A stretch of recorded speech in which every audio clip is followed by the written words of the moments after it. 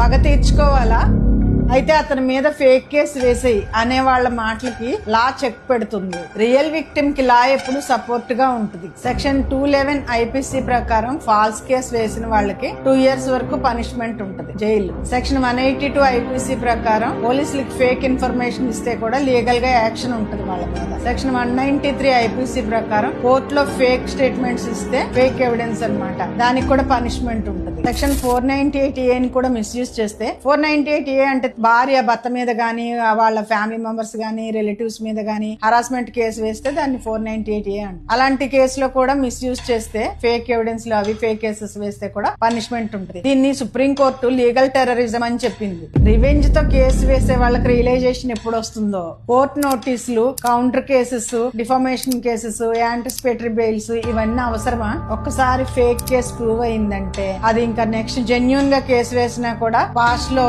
Fake case వేసింది కదా అనే బ్యాడ్ నేమ్ ఉండిపోద్ది. Law supports women but not liars.